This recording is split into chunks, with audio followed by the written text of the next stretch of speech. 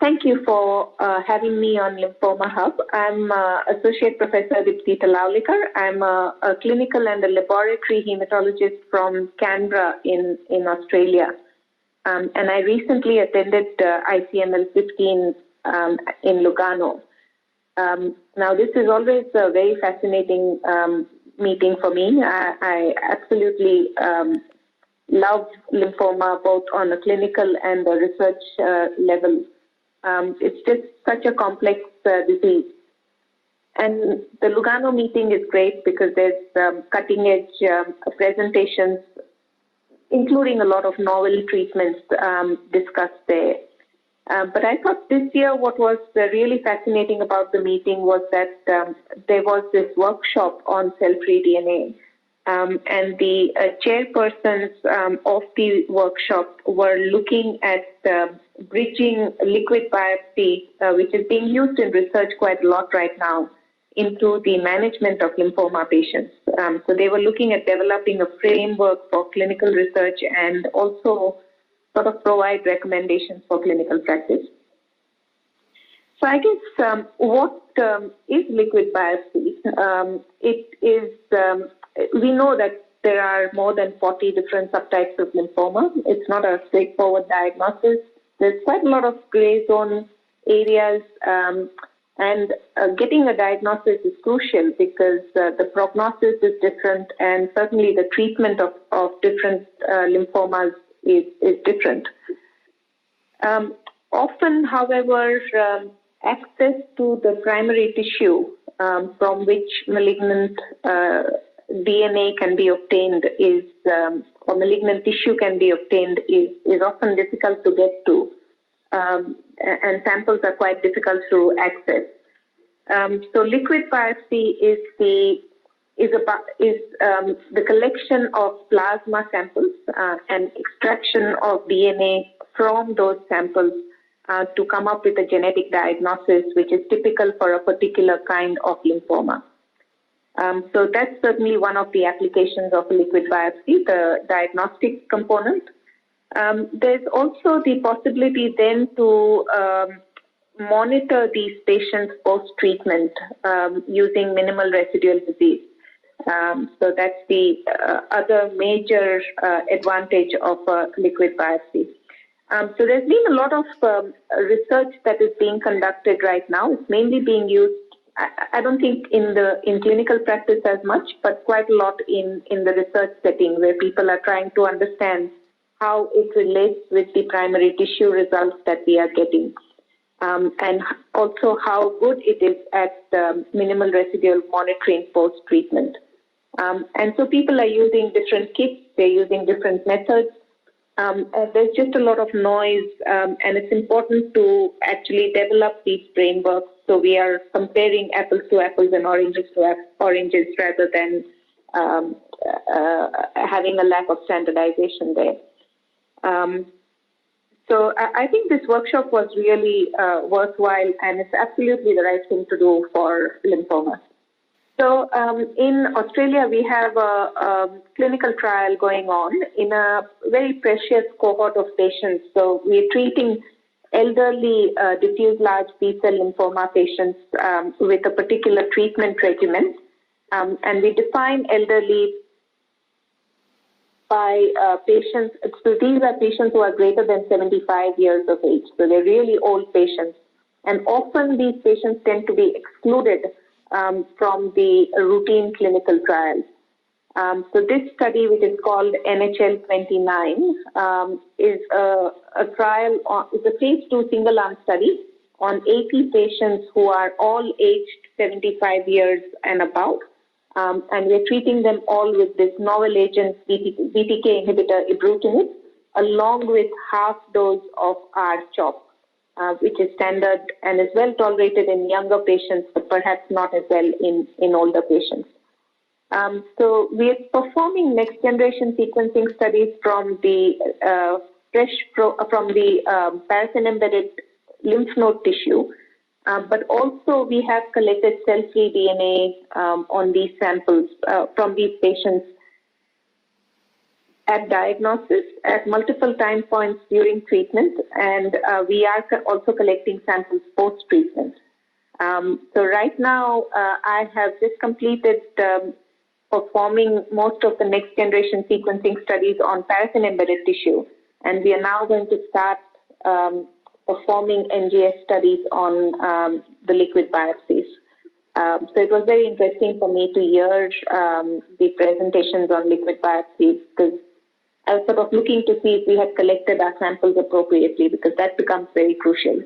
And we have, so that was quite pleasing.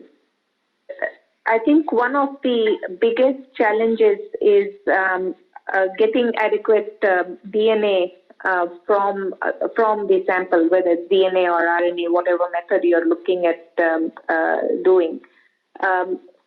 The important thing I feel is collecting the right sample and processing it appropriately. So you need to either collect the samples in tubes, which will stabilize the cells and prevent further breakdown of cells and release germline DNA into the circulation, or you have to process the samples within an hour or so and spin down and freeze the plasma, because that is then an accurate representation of the tumor burden of the patient. So I think that's the biggest challenge. The other major challenge that I touched upon previously is that it's just a wide variety of techniques that are being used. And the workshop, hopefully, and the publications and the guidelines that ensue from those will hopefully set the agenda in terms of what is acceptable and what most people should be doing. So then when we are comparing results from across different studies, it becomes a lot easier to do that if we've got some sort of standardization. So I think slowly and certainly we are going to be moving more and more to liquid biopsies for our initial diagnosis. So as you know, certain lymphomas are characterized by often a single mutation. Say, for example, primary CNS lymphoma often has the MYD88 mutation.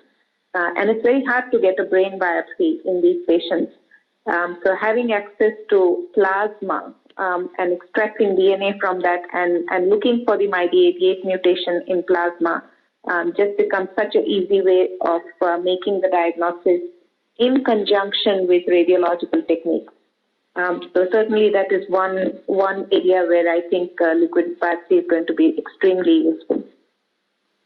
I think the other thing is in lymphoma, we often tend to see a lot of spatial heterogeneity. So if you take biopsies from multiple lymph nodes in widespread lymphoma, you will find that the mutation spectrum from one lymph node is very different to that from another site. But studies have found that the cell-free DNA or the liquid biopsy is actually a better representation of the spatial heterogeneity that you see in lymphomas across the different sites. So it provides a good source of, a good sort of conglomerate set of genes that we can then use to diagnose the patient and perhaps determine whether targeted therapy might be appropriate for a particular patient or not.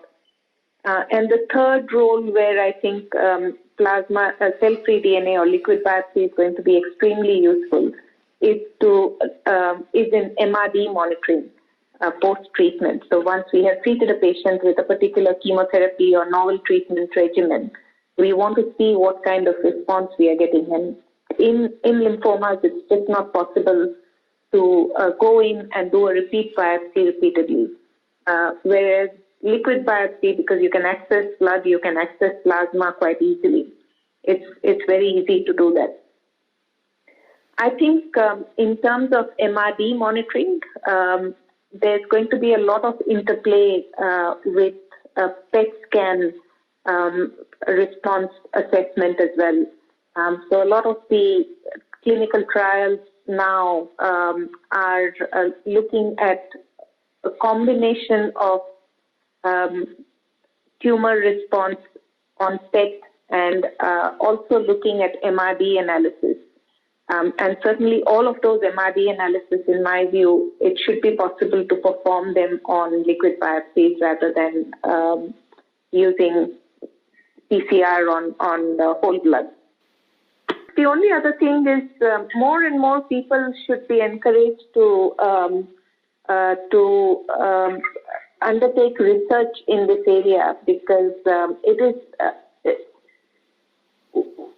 I think it's going to be relatively easy to translate this into clinical practice as compared to some of the more difficult sites of biopsy, for example, because this plasma is just so easy to access for people across the globe. And then there are different techniques that you can use on that. You don't necessarily need to do next generation sequencing. You might do PCR, for example, and that's often enough to give you a diagnosis. So this is something that might be quite easy to implement even in resource-poor areas.